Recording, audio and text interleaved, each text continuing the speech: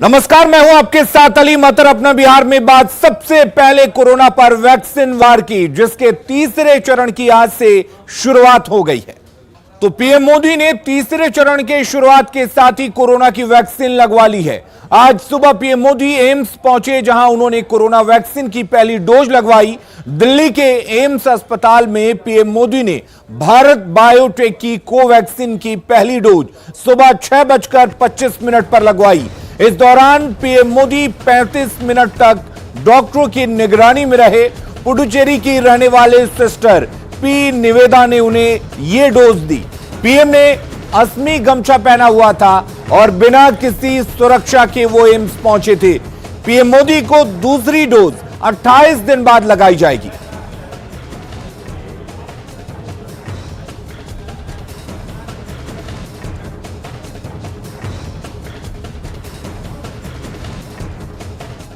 और पीएम मोदी के टीकाकरण में खास क्या कुछ दिखा, यह जान लेते हैं।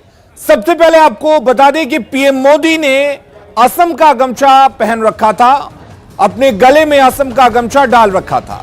गमछा असम की महिलाओं के आशीर्वाद का प्रतीक है। और इसके अलावा पुडुचेरी की सिस्टर पी निवेदिता ने उन्हें पहली डोज दी है। कोवैक्सीन की पहली डोज उन्हें सिस्टर निवेदिता ने दी। पीएम को टीका देने के लिए दूसरी नर्स केरल की हैं, यानी कि वहां पर दूसरी नर्स जो मौजूद रही वो केरल की हैं। टीकाकरण के लिए पीएम बिना किसी खास रूट एम्स पहुंचे थे। लोगों को असुविधा ना हो, इसके लिए पीएम ने सुबह का समय चुना। पीएम मोदी ने स्वदेशी वैक्सीन कोवैक्सीन का डोज लिया और यह संदेश दिया कि कोवैक्सीन पूरी तरह से सुरक्षित है और पीएम को स्वदेशी वैक्सीन पर ज्यादा भरोसा है। तो पुडुचेरी की सिस्टर पी निवेदिता ने प्रधानमंत्री नरेंद्र मोदी को पहली डोज दी और पीएम नरेंद्र मोदी ने भारत बायोटेक की कोवैक्सीन का पहला डोज लिया और यह भरोसा जताया। कोवैक्सीन को लेकर जिस तरह की तमाम बातें कही जा रही थी, उन तमाम बातों पर, उन तमाम अफवाहों पर एक तरह से विराम लगा दिया प्रधानमंत्री नरेंद्र मोदी ने और साफ किया कि यह वैक्सीन पूरी तरह से सुरक्षित है। उन्हें विदेशों के फॉर्मूले पर नहीं बल्कि स्वदेशी फॉर्मूले पर ज्यादा भरोसा है। आपको बता दें, प्रधानमंत्री नरेंद्र मोदी सुबह सुबह दिल्ली के एम्स पहुंचे थे और इस दौरान किसी खास रूट का इस्तेमाल नहीं किया गया। सुबह पहुंचने का मकसद यह था कि किसी भी तरह से प्रधानमंत्री नरेंद्र मोदी दूसरों को डिस्टर्ब नहीं करना चाहते थे, असुविधा ना हो लोगों को, इसलिए सुबह सुबह एम्स पहुंचे थे और पहली डोज उन्होंने ली। पुडुचेरी की सिस्टर पी निवेदिता ने उन्हें कोवैक्सीन की पहली डोज दी। आपको बता दें कि इस दौरान प्रधानमंत्री असम के गमछे को ओढ़े हुए थे और यह गमछा असम की महिलाओं के आशीर्वाद का प्रतीक माना जाता है। दूसरी सिस्टर जो आपको तस्वीरों में देख रही हैं, वो केरल की हैं। और हमारे साथ अश्विनी चौबे जी जुड़े हुए हैं, केंद्रीय स्वास्थ्य राज्य मंत्री। अश्विनी चौबे जी, कोवैक्सीन यानी कि स्वदेशी वैक्सीन पर प्रधानमंत्री ने भरोसा जताया है, किस तरीके से देखते हैं आप?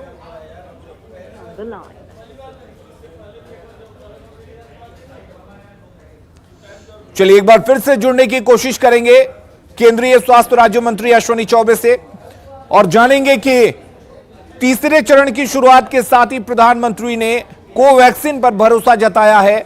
ऐसे में अब दूसरे जगहों पर यानी कि लोगों में कोवैक्सीन को लेकर जो एक भ्रम थी, क्या वो दूर हो पाएगा?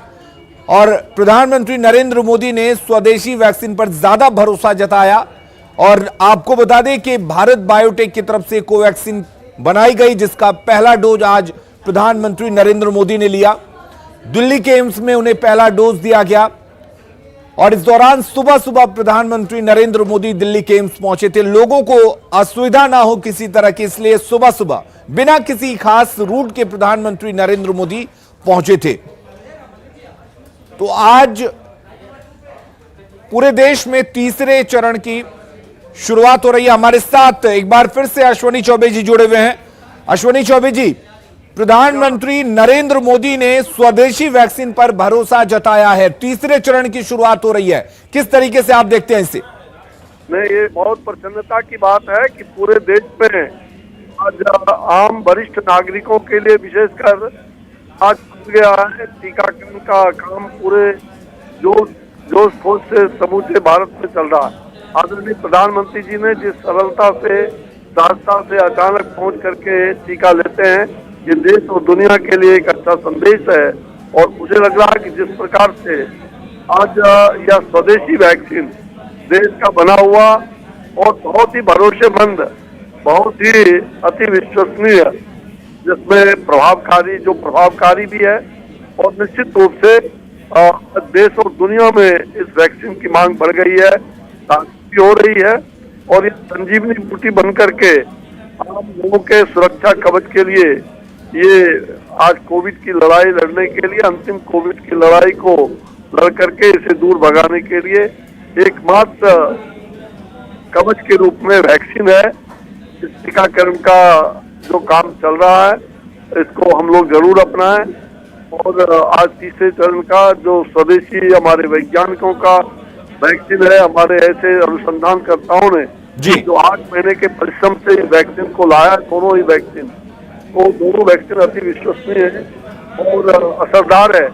मुझे लग रहा है कि आदरणीय प्रधानमंत्री जी ने उन तमाम विपक्ष के उन सवालों को जो घेरे में ला करके और प्रहार करते थे, जो दुर्भाग्यपूर्ण था जी, मुझे लग रहा है कि आज सारे सवाल का पटाक्षेप हो चुका है और देश ने इस बात को स्वीकार किया है कि हम सभी देश को आगे बढ़ाने के लिए, आत्मनिर्भर भारत के लिए हमारा भारतीय स्वदेशी वैक्सीन सबसे अति प्रिय है और इस वैक्सीन को हम लगाएं, ये हम सब लोगों का, और ताकि कोरोना से हम मुक्त हो सके। और साथ ही यह भी बार बार संदेश देते हैं प्रधानमंत्री जी, हम अपने को मास्क पहने रहे हैं, दूरी भी, सोशल डिस्टेंस का पालन करें, हाथ को जरूर धोएं, बराबर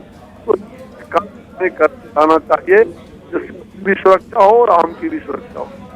चलिए, बहुत बहुत शुक्रिया अश्वनी चौबे जी हमारे साथ जुड़ने के लिए और बातचीत करने के लिए। तो दवाई भी और कड़ाई भी, ये संदेश प्रधानमंत्री नरेंद्र मोदी देते रहे हैं और आज प्रधानमंत्री मोदी ने सुबह कोरोना का टीका लगवा लिया, वैक्सीन लगवा लिया। वहीं सीएम नीतीश कुमार भी आज दोपहर में कोरोना का टीका लेंगे। दोपहर 1 बजे पटना के आईजीआईएमएस में नीतीश कुमार कोरोना का टीका लेंगे। तो आपको बता दें, ये 2 तस्वीरें आप देख सकते हैं। पहली तस्वीर जब आज सुबह प्रधानमंत्री नरेंद्र मोदी दिल्ली के एम्स पहुंचे और उन्होंने कोवैक्सीन की पहली डोज ली। वहीं दूसरी तस्वीर आप देख सकते हैं, यहां पर नीतीश कुमार आज 1 बजे पटना के आईजीआईएमएस में पहुंचेंगे और टीका लेंगे, कोरोना का वैक्सीन लगवाएंगे।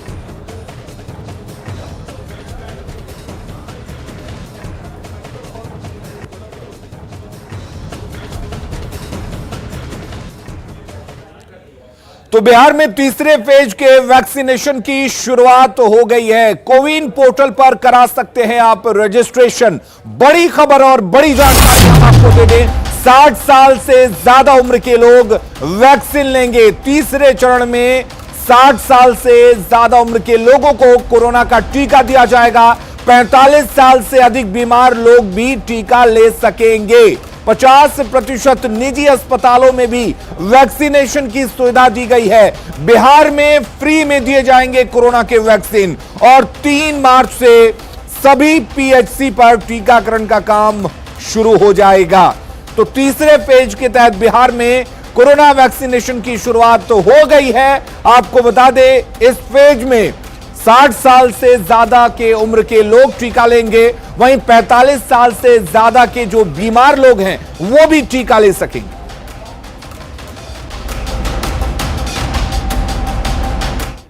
और आइए जानते हैं कोरोना वैक्सीन के लिए रजिस्ट्रेशन कराने के साथ ही पूरा प्रोसेस क्या है।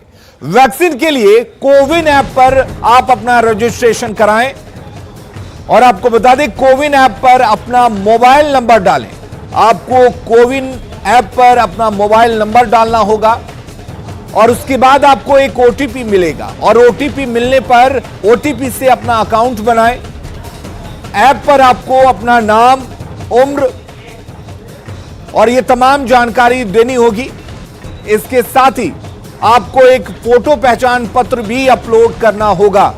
अगर उम्र 45 साल से ज्यादा है और कोमॉर्बिडिटी है तो सर्टिफिकेट अपलोड करना होगा।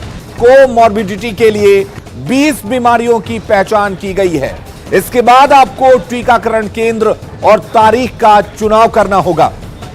एक मोबाइल नंबर के जरिए 4 अपॉइंटमेंट्स लिए जा सकते हैं।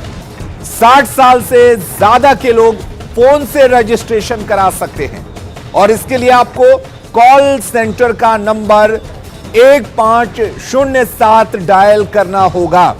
60 साल से ज्यादा की उम्र के लोगों के लिए सर्टिफिकेट की जरूरत नहीं है। आरोग्य सेतु के जरिए कोविन साइट से आप रजिस्ट्रेशन करा सकते हैं सीधे तौर पर। cowin.gov.in पर वैक्सीन के लिए रजिस्ट्रेशन कराया जा सकता है।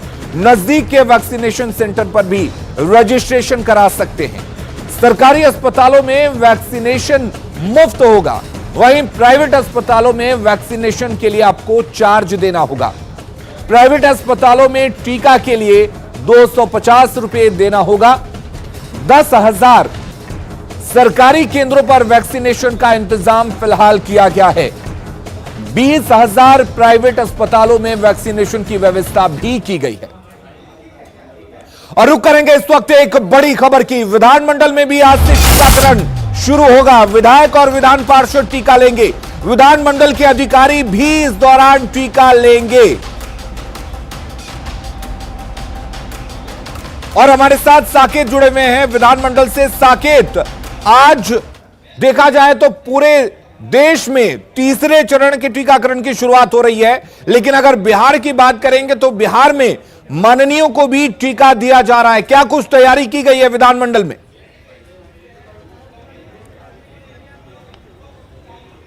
देखिए, बिल्कुल यहाँ पर हालांकि अभी तक समय ये तय नहीं किया गया है कि कितने बजे से ये टीकाकरण शुरू होगा, लेकिन डॉक्टरों की टीम यहाँ पर पहुंची हुई है और टीकाकरण आज जो विधायक हैं उनका कराया जाएगा। जिनको भी मन होगा टीका लेने का आज वो जाकर ले सकते हैं। विधानसभा अध्यक्ष ने ये बात कही है और इसकी पूरी व्यवस्था यहाँ पर की गई है। विधानसभा और विधान परिषद दोनों जगह स्वास्थ्य विभाग ने एक कमरा स्वास्थ्य विभाग को दिया गया है, जहाँ पर की डॉक्टरों की टीम होगी और वहाँ पर सभी माननीयों को आज टीका पड़ेगा। इसके बाद 1 बजे से पहले से ही तय है कि आज मुख्यमंत्री नीतीश कुमार खुद टीका लेंगे। IGIMS में इसकी पूरी व्यवस्था की गई है, जहां पर मुख्यमंत्री को टीका लगाया जाएगा। उसके साथ ही दोनों उप मुख्यमंत्री तारकिशोर प्रसाद और रेणु देवी दोनों उप मुख्यमंत्री भी आज टीका लेंगे। उसके बाद माना जा रहा है कि सभी विधायक कहीं ना कहीं इसमें बढ़ चढ़ कर आएंगे और टीका लेंगे, क्योंकि लगातार विपक्ष जो सवाल लगातार उठा रहा था कि पहले प्रधानमंत्री लें, मुख्यमंत्री लें, फिर हम लोग लेंगे।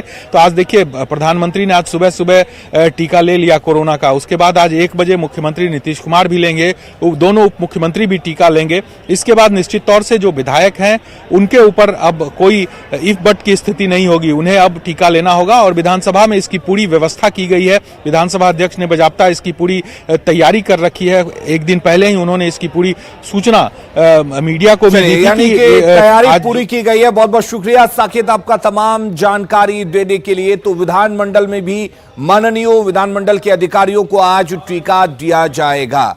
और चलिए अब बात कर लेते हैं नीतीश कुमार के जन्मदिन की, जिसे विकास दिवस के तौर पर मनाया जा रहा है।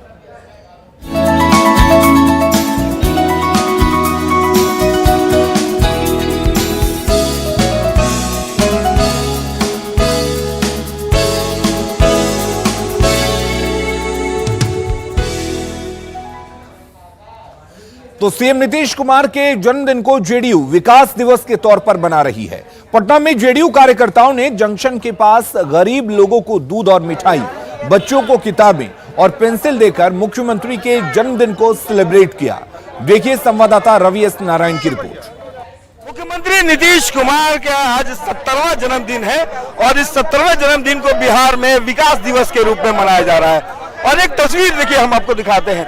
आज के दिन पे यहाँ पे 70वें जन्मदिन पर तमाम जो जदयू के कार्यकर्ता हैं वो अपने पास 70वें जन्मदिन के हार्दिक शुभकामनाएं करते हुए एक पोस्टर लगा है नीतीश कुमार के। और साथ में सबसे बड़ी तस्वीर आपको दिखाते हैं कि यहाँ पे लड्डू है, किताब है, कलम है, बिस्किट है, दूध है और तमाम चीजें जो है वो गरीबों के बीच में दान किया जा रहा है और लोगों को दिया जा रहा है। तो आज के दिन में जिस ढंग से विकास दिवस के रूप में मनाया जा रहा है, वैसे में जदयू की तरफ से ये कोशिश की गई है कि जो गरीब हैं, तमाम जो लोग हैं, उन्हें खाने पीने की जो चीजें हैं वो दिया जाए और इसके लिए कलम, कागज और दूध और लड्डू जो है वो दिए जा रहे हैं।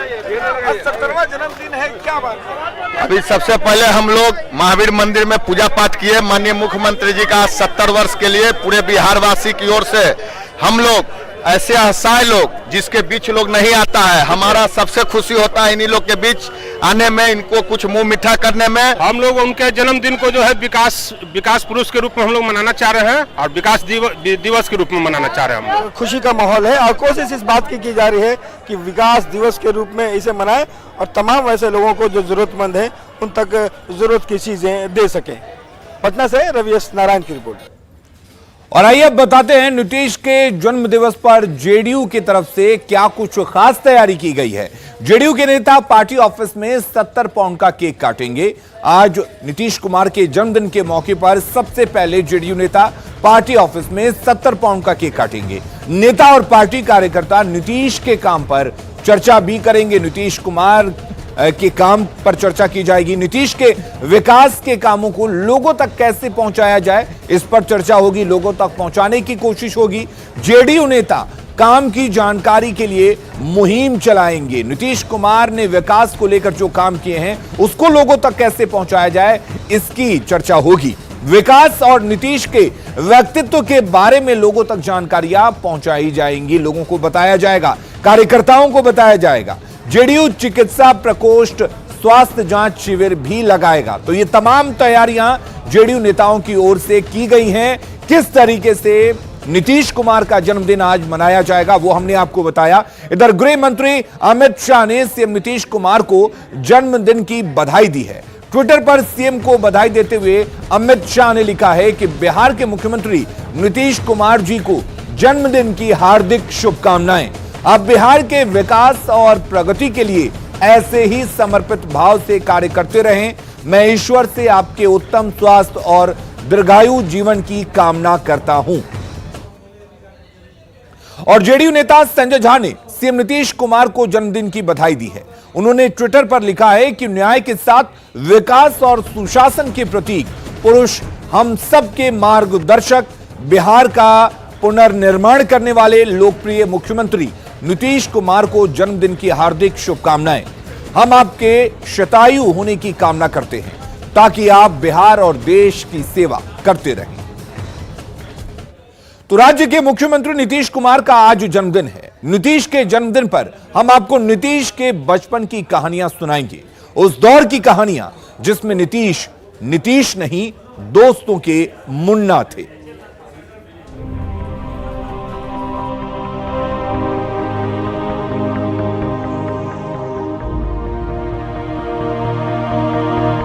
सत्तर की उम्र और सत्ता के शीर्ष नेताओं में शुमार नीतीश कुमार की कहानी शुरू होती है बख्तियारपुर से।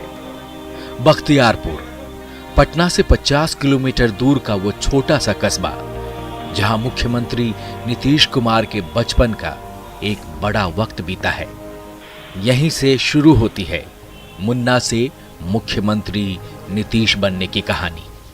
कहते हैं कि बचपन से ही नीतीश कुमार पढ़ने में काफी तेज थे। बख्तियारपुर का यह श्री गणेश उच्च विद्यालय, यहीं से जुड़ी नीतीश कुमार की कई कहानियां हैं, जहां उन्होंने 10वीं तक की पढ़ाई की है। मुख्यमंत्री नीतीश कुमार इसी स्कूल से, गणेश उच्च माध्यमिक विद्यालय से मैट्रिक की परीक्षा पास किए थे। इस स्कूल से मुख्यमंत्री का काफ़ी लगाव है और गाहे बिगाहे मुख्यमंत्री जब भी बख्तियारपुर आते हैं तो अपने स्कूल का निरीक्षण जरूर करते हैं। अभी हमारे साथ बख्तियारपुर के कुछ लोग मौजूद हैं जिसमें जदयू के एक नेता भी हैं। उनसे जानते हैं कि मुख्यमंत्री यहाँ क्या पढ़ाई किए थे और क्या उनका लगाव रहा इस स्कूल से। क्या कब पढ़ाई किए थे मुख्यमंत्री, क्या लग रहा है? मुख्यमंत्री जी पढ़ाई 64 और से प्लस में मैट्रिक पास, 7वां से ये पढ़ाई शुरू किए थे और मैट्रिक यहीं से किए थे मुख्यमंत्री जी। काफ़ी लगाव उनका रहा बख्तियारपुर से। वो इनका जन्म हुआ बख्तियारपुर में। उनके पिताजी वैद्य थे जो अपना लोगों को दवाएं बना करके देते थे। और हम लोगों को जैसा कि सुनाया जाता है कहानी, वो रेलवे लाइन से टप के पढ़ाई अपना करने आते थे। उस समय बहुत अच्छा नहीं बना हुआ था और काफ़ी लगनशील और मेहनत अच्छे स्टूडेंट के रूप में थे। घर से इस स्कूल तक पहुंचने के पीछे नीतीश की कई कहानियां हैं। कहते हैं कि जिस रेलवे लाइन को क्रॉस कर घर से वो स्कूल आते थे, वहां रेल मंत्री बनने के बाद उन्होंने फुटओवर ब्रिज बनवा दिया ताकि उनकी तरह किसी अन्य बच्चों को स्कूल तक पहुंचने के लिए रेलवे लाइन को क्रॉस नहीं करना पड़े। श्री गणेश उच्च विद्यालय के चमचमाते भवन, बेहतर क्लासरूम और ढेर सारे बदलाव नीतीश की कोशिशों का ही नतीजा है। ये वही क्लासरूम है, अभी आपको दिखा रहे हैं, ये वही क्लासरूम है जहां कभी मुख्यमंत्री नीतीश कुमार अपनी शिक्षा लिया था। बताया जा रहा है कि 7वीं कक्षा से लेकर 10वीं कक्षा तक मुख्यमंत्री नीतीश कुमार ने इसी स्कूल में पढ़ाई की है। आप देखिए, बेंच बदल गए, सब कुछ बदल गया, दीवारें बदल गई, लेकिन मुख्यमंत्री का स्मरण और बच्चों के बीच उनकी बताई गई बातें हमेशा जिक्र होती हैं।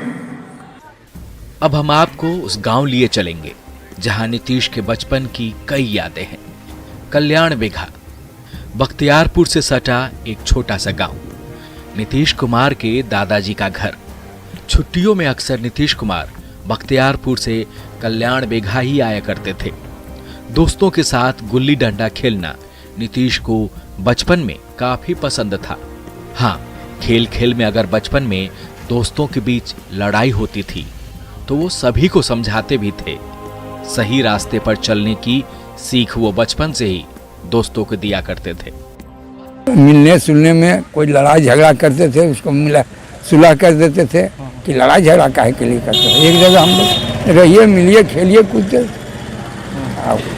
गुल्ली डंडा, चिक्का, कबड्डी होता था, खेलते थे। वही सब थे अवल से, तो वही चिक्का कबड्डी यही सब खेलते रहिए, गुड़का गुड़की लड़कन में यही सब खेल खेलते रहिए।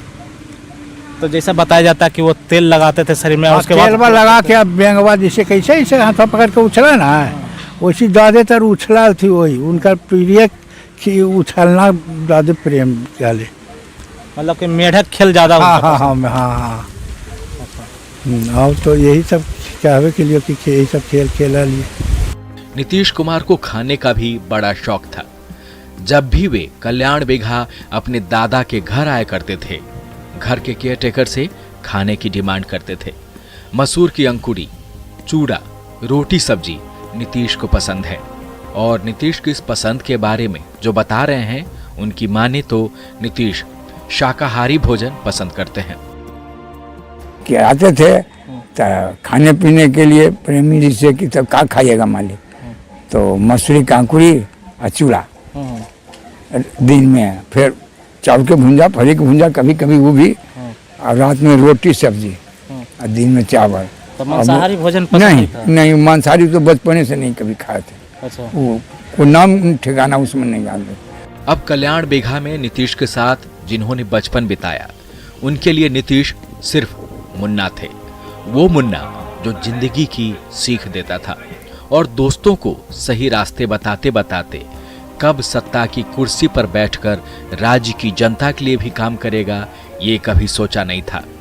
उन्हें तो ये भी नहीं पता चला कि उनका मुन्ना ही बिहार का मुख्यमंत्री नीतीश कुमार बन गया है। नीतीश कुमार के बचपन का नाम था मुन्ना। हमने मुन्ना मुन्ना मुन्ना कह के पुकारा लिए। उसके बाद फिर जब वो राजनीति में खड़ा हुए, तब हम लोग जाने कि यही मुन्ना नीतीश कुमार है। बख्तियारपुर से नीतीश का प्रेम जगजाहिर है। जब भी मौका मिलता है, नीतीश कुमार यहाँ आकर अपने बचपन में लौट जाते हैं। नीतीश भले ही 1.5 दशक से बिहार के सीएम हो, लेकिन अपने गांव के लोगों के लिए तो मुन्ना ही हैं। वही मुन्ना जो आज 70 बसंत देखकर बुजुर्ग हो चुका है। बाढ़ से अनिरुद्ध, नालंदा से अभिषेक के साथ ब्यूरो रिपोर्ट, न्यूज़ 18।